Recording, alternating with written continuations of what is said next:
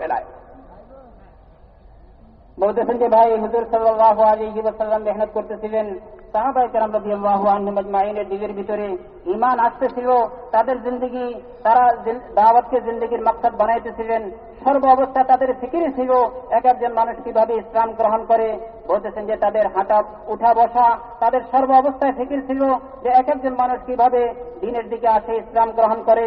তিনি বলতেছেন যে হযরত উম্মে সুলাইম রাদিয়াল্লাহু আনহা একজন মহিলা, বলতেছেন যে ভাই দাওয়াতের ফিকির কি পরিমাণ ছিল, দিলের জজবা কি পরিমাণ ছিল, আখিরাতের জজবা কি পরিমাণ ছিল, এক একজন মানুষের খায়ের জজবা কি পরিমাণ ছিল। একজন মহিলা তিনি একজন পরে সাহাবী হয়েছেন আবু তালহা রাদিয়াল্লাহু তাআলা আনহুকে যাই বলতেছেন যে হে আবু তালহা, যদি নাকি আপনি ইসলাম গ্রহণ করেন তবে আমি আপনার কাছে বিবাহ বসবো। তখন আবু তালহা বড় আশ্চর্য হয়ে গেছে, আরো আরবের মহিলা, এত সুন্দরী মহিলা, ধন দৌলতওয়ালা, সে কিভাবে আমার সাথে বিবাহ বসার জন্য নিজেই পয়গাম দিতেছে। যদি নাকি আপনি মুসলমান হন তবে আমি আপনার কাছে বিবাহ বসবো। বলতেছেন যে ভাই, তখন সে আশ্চর্য হয়ে গেছে। এরপরে ওই মহিলা উম্মে সুলাইম রাদিয়াল্লাহু আনহা বলতেছেন যে আবু তালহা, এটাও আমি ওয়াদা করতেছি, যদি নাকি আপনি ইসলাম গ্রহণ করেন আমি আপনার কাছে বিবাহ বসবো এবং আমার মোহর যেই পরিমাণ আসবে, যেই পরিমাণ হবে, মোহর যেটা সিদ্ধান্ত হবে ওই মোহরও আপনাকে মাফ করে দেব। আবু তালহা বড় আশ্চর্য হয়ে গেছে। আর আরবের মহিলা, এত বংশধারী মহিলা এবং এত ধন দৌলতওয়ালা, এত সৌন্দর্য মহিলা, সে নিজে বিবাহ বসতেও চাইছে এবং তার মোহরও মাফ করে দিতেছে। কি জন্য এটা করতেছে? বলতেছেন যে সে বড় আশ্চর্য হয়ে গেছে, চিন্তা করতেছে, চলে গেছে, সারা রাত্রি চিন্তা করতেছে, আরে কি জিনিসে তাকে এই জিনিসের উপরে উদ্বুদ্ধ করছে। বলতেছেন যে আমি ইসলাম গ্রহণ করব, এই ইসলামের উপরে তাকে উদ্বুদ্ধ করছে আমার নিকটে বিবাহ বসার জন্য এবং আমার মোহর মাফ করে দেওয়ার জন্য। সে বড় আশ্চর্য হয়ে গেছে, চিন্তা করতেছে। বলতেছেন যে আল্লাহ জাল্লা শানুহু তার দিলকে খুলে দিয়েছে, সে ইসলামের জন্য তৈরি হয়ে গেছে। পরদিন সে বলতেছে যে হ্যাঁ আমি তৈরি আছি। বলতেছেন যে ভাই দাওয়াত এমন এক জিনিস, বলতেছেন যে ইসলাম এমন এক জিনিস যেই জিনিসে মানুষের জিন্দগিকে পরিবর্তন করে দেয়, মানুষের অবস্থাকে পরিবর্তন করে দেয়, হাইওয়ানিয়তকে দূর করে দেয়, মানুষের মধ্যে মনুষ্যত্ব আনে, মানুষ থেকে জেহালাত অঙ্কতাকে দূর করে দেয়, মানুষের মধ্যে পরস্পর দ্বন্দ্বকে দূর করে দেয়, দুনিয়ার সমস্ত খারাপিকে দূর করে দেয়। ইসলাম এমন জিনিস, ওই জিনিস সমস্ত খারাপিকে দূর করে দিবে, মানুষের জিন্দগিকে শুধরাই দিবে। বলতেছেন যে ভাই ওই এক একজন সাহাবীর দিলের ভিতরে ইসলামের জজবা ছিল যে কিভাবে আমি এক একজন মানুষের খাই করতে পারি, এক একজন মানুষের জিন্দগি পরিবর্তন করতে পারি, এক একজন মানুষ আমার দ্বারা ফায়দা পেয়ে যায়, এক একজন মানুষ ইসলাম গ্রহণ করে।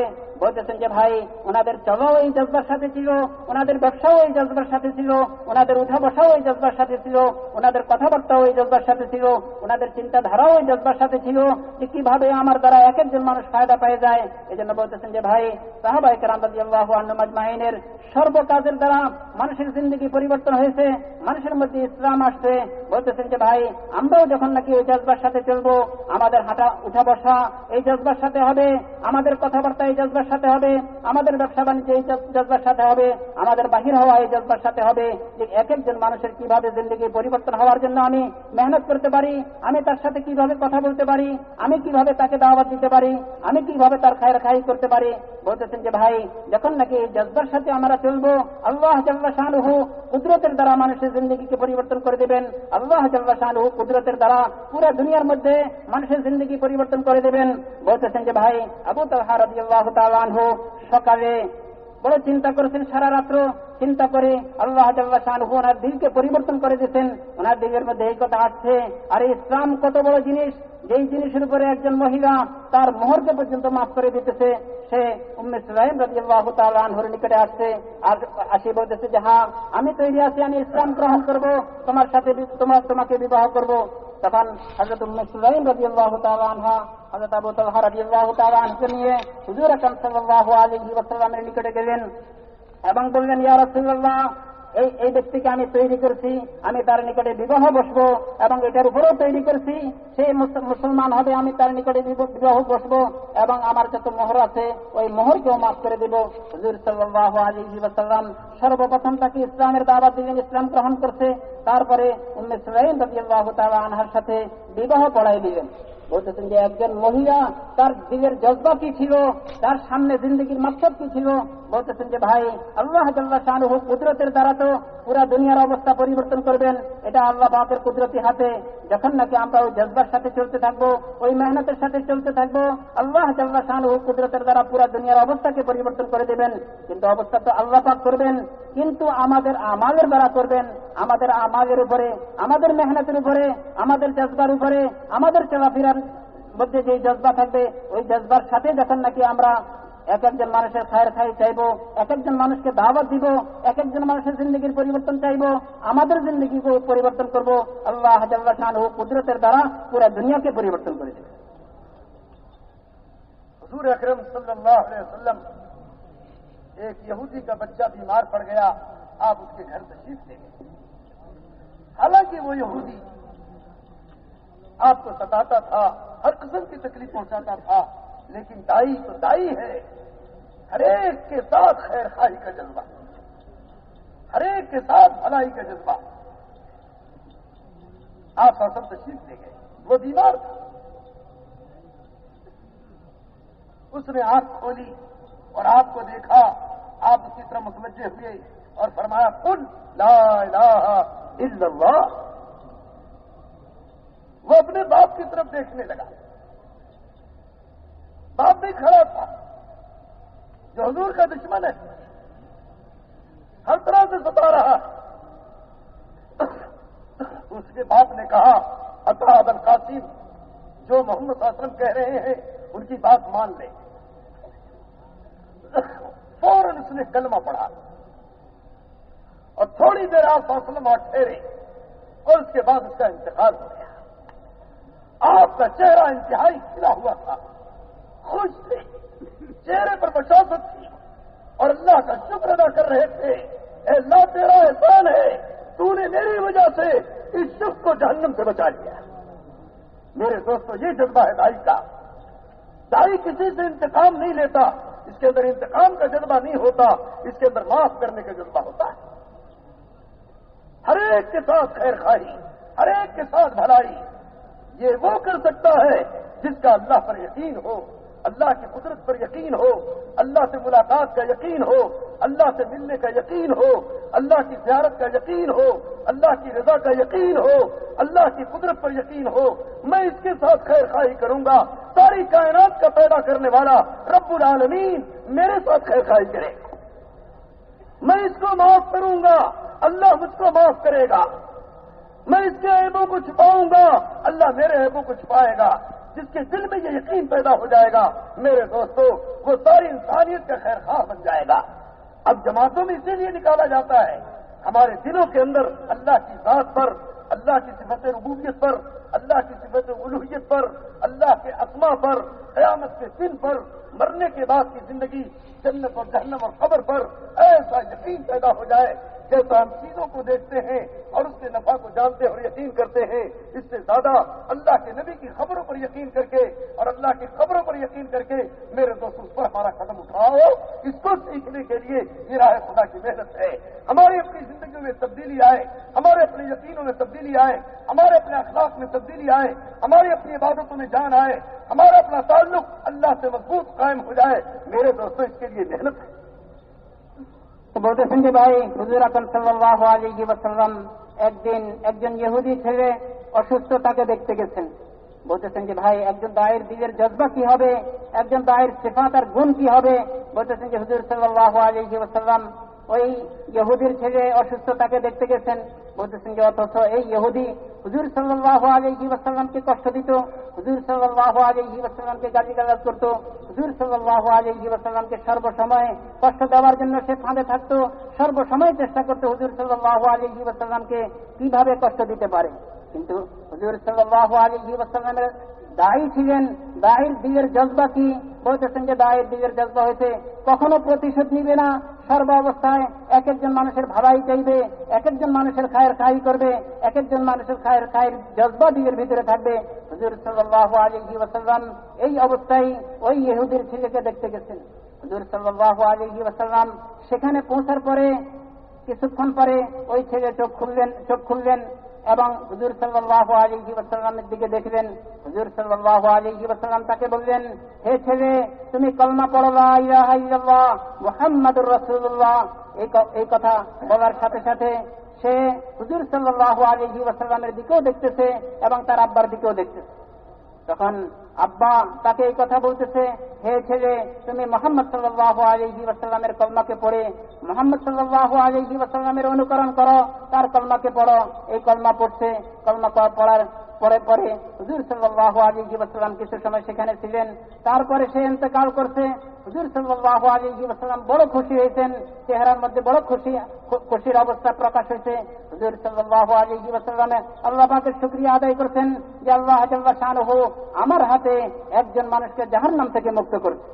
বলতেছেন যে ভাই, একজন দায়ের দিলের ভিতরে কি জজবা থাকবে, কি খায়ের খাই থাকবে যে আমার দ্বারা কিভাবে এক একজন মানুষ জাহান্নাম থেকে মুক্ত হয়, জান্নাতবাসী হয়।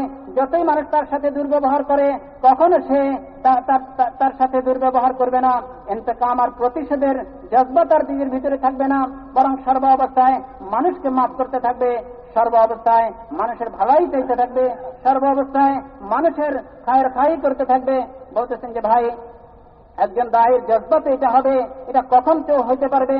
বলতেছেন যে ভাই, যখন নাকি আমাদের দিলের ইয়াকিন পয়দা হবে, তখনই আমরা খায়ের জজবার সাথে এক একজন মানুষের সাথে আমরা চলতে পারবো, এক একজন মানুষের ভালাইয়ের জজবার সাথে এক একজন মানুষের পিছনে মেহনত করতে পারবো। যখন আমাদের দিলের ইয়াকিন পরিবর্তন হবে, আল্লাহ পাকের জাতের উপরে ইয়াকিন পয়দা হবে, আল্লাহ পাকের কুদরতের উপরে ইয়াকিন পয়দা হবে, আল্লাহ পাকের হুকুমের উপরে ইয়াকিন পয়দা হবে, মুহাম্মদ সাল্লাল্লাহু আলাইহি ওয়াসাল্লামের তরিকার উপরে ইয়াকিন পয়দা হবে। যখন নাকি ওই ইয়াকিন পয়দা হবে, ওই ইয়াকিনের সাথে তখন আমরা এক একজন মানুষের ভালাই চাইতে পারবো। বলতেছেন যে ভাই, যখন নাকি আমার ইয়াকিন পয়দা হবে এই কথার উপরে, আমি যদি নাকি মানুষের সাথে ভালাই চাই, মানুষের ভালাই চাই, মানুষের হিত কামনা, বলতেছেন যে মানুষের ভালাই যদি নাকি আমি চাই, আল্লাহ জাল্লা শানুহু আমার ভালাই চাইবেন। আর যদি নাকি আমি মানুষকে মাফ করে দিই, যতই আমার সাথে দুর্ব্যবহার করে আমি তাদেরকে মাফ করে দিই, আল্লাহ জাল্লা শানুহু আমাকে মাফ করবেন। আমি যদি নাকি মানুষের সাহায্য করি, আল্লাহ জাল্লা শানুহু সর্ব অবস্থা আমার সাহায্য করবেন। বলতেছেন যে ভাই, এই ইয়াকিনের জজবার সাথে, এই ইয়াকিনের সাথে যখন নাকি দাওয়াতের মেহনত করবে, ইয়াকিন পয়দা হবে, আখিরাতের উপর ইয়াকিন পয়দা হবে, জান্নাত আর জাহান্নামের উপর ইয়াকিন পয়দা হবে, তখনই সে দাওয়াতের মেহনত করতে পারবে, সিফাতের সাথে করতে পারবে। বলতেছেন যে ভাই, এই জন্যই তো আমরা এখন আল্লাহ রাস্তা বাহির হইতেছি, ওই সিফাতকে অর্জন করার জন্য, আমাদের জিন্দগিকে পরিবর্তন করার জন্য, আমাদের আমালকে পরিবর্তন করার জন্য, আমাদের ইবাদতকে পরিবর্তন করার জন্য, আমাদের উঠা বসাকে পরিবর্তন করার জন্য, আমাদের দিলের ইয়াকিনকে পরিবর্তন করার জন্য। বলতেছেন যে ভাই, যখন নাকি আমাদের দিলের ইয়াকিন পরিবর্তন হয়ে যাবে, আল্লাহ পাকের উপর কুদরতের উপর ইয়াকিন পয়দা হয়ে যাবে, আল্লাহ পাকের আজমতের ইয়াকিন পয়দা হয়ে যাবে, আল্লাহ পাকের ওয়াদার ইয়াকিন পয়দা হয়ে যাবে। ওই ইয়াকিনের সাথে আমরা দাওয়াতের মেহনত করতে থাকবো। আল্লাহ জাল্লা শানুহু যেইভাবে সাহাবাদের দ্বারা মানুষের জিন্দগিকে পরিবর্তন করছেন, আল্লাহ জাল্লা শানুহু কুদরতের দ্বারা এক একজন মানুষের দিলের ভিতরে যেরকম হেদায়েতের নোট ঢালছেন, আল্লাহ জাল্লা শানুহু আমাদের মেহনতের দ্বারাও আল্লাহ পাক মানুষের জিন্দগি পরিবর্তন করছেন। हमारा अपना दुश्मन कोई नहीं दुनिया में है, हमारा अपना दुश्मन हमारा नफ्स है, जो हमको दीन से हटाए, जो हमको अहकाम से हटाए, जो हमको मेरे दोस्तों दावत से हटाए, वो हमारा दुश्मन है। इस नफ्स से बचने के लिए मेरे दोस्तों, हम अपने आप को दावत पर मुस्तकीम करें, हम अपने आप को आमाल पर जमाएं, तो इंशाअल्लाह नफ्स हमारा ताबे हो जाएगा। यूं कहे, कामयाब है वो शख्स, कामयाब है वो शख्स जो अपनी ख्वाहिश को अपनी अकल से दबा ले और अपनी अकल को शरीयत से दबा ले। ये अपने नफ्स को काबू में करने के लिए, अपने नफ्स को मुती फरमा बरदार बनाने के लिए सर से लेकर के पैर तक एक आजा अल्लाह की तरफ मुतवज्जह हो। 24 घंटे की उसकी जिंदगी में जो खुदा का हुक्म हो वो पूरा हो जाए। मेरे दोस्तों, इसके लिए अल्लाह ने ये मेहनत फरमाई थी। जब इस मेहनत का हक हम अदा करेंगे तो अल्लाह ताला पहले मेहनत को कबूल करते हैं, उसके बाद उसकी दावत को कबूल करते हैं, उसके बाद उसकी दुआ को कबूल करते हैं। इसलिए पहले अपनी मेहनत इस तरह से हम करें कि अल्लाह को पसंद आ जाए, फिर इस तरह से दावत दें जैसे मोहम्मद सल्लल्लाहु अलैहि वसल्लम साहबा ने दावत दिया कि मेरे दोस्त अल्लाह को पसंद आ जाए, फिर हमारी मेहनत कबूल होगी, हमारी दावत कबूल होगी, फिर हमारी दुआ कबूल करके अल्लाह ताला हमारे लिए आलम के लिए हिदायत के फैसले फरमाएंगे। তো বলতেছেন যে ভাই, এই দাওয়াতের মেহনত এই জন্যই যে আমাদের জিন্দগি পরিবর্তন হয়, আমাদের অবস্থা পরিবর্তন হয়, বলতেছেন যে ভাই ইয়াকিনের সাথে যখন নাকি আমরা দাওয়াত দিব, বলতেছেন যে ভাই পুরা দুনিয়ার মধ্যে কেউ আমাদের দুশ্মন না, আমাদের দুশ্মন হয়েছে একমাত্র আমাদের নফস। বলতেছেন যে দুনিয়ার সবাই কেউই আমাদের দুশ্মন না, আমাদের দুশ্মন হয়েছে, আসল দুশ্মন হয়েছে যেটা আমাদের ভিতরে আমাদের নফস। বলতেছেন যে এই নফসের কারণে আজকে দিন থেকে সরতেছি, দিনের উপরে চলতে পারতেছি না, আল্লাহ পাকের হুকুমের উপরে চলতে পারতেছি না, হুজুর সাল্লাল্লাহু আলাইহি ওয়াসাল্লামের তরিকার উপরে চলতে পারতেছি না, এবং আমাদের উপরে উঠতে পারতেছি না, জিন্দেগি পরিবর্তন করতে পারতেছি না এই নফসের কারণে। বলতেছেন যে ভাই যদি নাকি আমরা আমাদের নফসকে আমাদের অনুগত করি, বলতেছেন যে ভাই নফস যখন নাকি নফসকে অনুগত করবে আকলের দ্বারা, আকলকে ঠিক করবে শরীয়তের দ্বারা। বলতেছেন যে ভাই যখন নাকি আমরা সর্ব অবস্থায় সর্ব কাজের মধ্যে আমরা আল্লাহ পাকের হুকুমকে দেখব, হুজুর সাল্লাল্লাহু আলাইহি ওয়াসাল্লামের তরিকাকে দেখব, ওই তরিকার উপরে আমরা মেহনত করি, যখন নাকি আমাদের নফসকে আমাদের অনুগত করব এবং আল্লাহ পাকের হুকুমের উপরে চলতে থাকবো, হুজুর সাল্লাল্লাহু আলাইহি ওয়াসাল্লামের তরিকার উপরে চলতে থাকবো এবং আমাদের মুহাম্মদ সাল্লাল্লাহু আলাইহি ওয়াসাল্লামের উপরে উঠতে থাকবো, দ্বীনের উপরে চলতে থাকবো, দ্বীনের দিকে মানুষকে দাওয়াত দিতে থাকবো, মানুষকে আল্লাহ পাকের বড়াই আর বড়ত্বের দিকে দাওয়াত দিতে থাকবো, আল্লাহ পাকের কুদরতের দিকে দাওয়াত দিতে থাকবো। বলতেছেন যে ভাই সর্বপ্রথম তো আল্লাহ জাল্লা শানুহু আমাদের মেহনতকে কবুল করবেন, এরপরে আমাদের দাওয়াতকে কবুল করবেন, এরপরে আল্লাহ জাল্লা শানুহু আমাদের দোয়াকে কবুল করবেন। তো বলতেছেন যে ভাই মেহনতের দ্বারা তো মেহনত করব, সর্বপ্রথম মেহনত করব, মেহনত করতে করতে আমাদের দিলের ইয়াকিন পরিবর্তন হবে, আল্লাহ জাল্লা শানুহু মেহনতকে কবুল করবেন, আল্লাহ জাল্লা শানুহু দাওয়াতকে কবুল করবেন, আল্লাহ জাল্লা শানুহু দোয়াকে কবুল করবেন, মানুষের জিন্দেগি পরিবর্তন হবে। বলতেছেন যে ভাই এই জন্যই তো মেহনত, যে কিভাবে এই মেহনতের দ্বারা আমাদের দিলের অবস্থা পরিবর্তন হয়, আমাদের ইয়াকিন পরিবর্তন হয়, নফস আমাদের অনুগত হয়ে যায়, শরীয়তের উপরে আমরা আসতে পারি, দ্বীনের উপরে আমরা আসতে পারি। বলতেছেন যে ভাই এবং অন্যকে দ্বীনের দিকে ডাকতে পারি। এই মেহনত করতে করতে আল্লাহ জাল্লা শানুহু সর্বপ্রথম মেহনতকে কবুল করবেন, এরপরে দাওয়াতকে কবুল করবেন, আল্লাহ জাল্লা শানুহু দোয়াকে কবুল করবেন এবং আমাদেরকে হেদায়েতের জরিয়া বানাইবেন। मेरे दोस्तों बुजुर्गों, मेहनत क्या है कि जिस वक्त में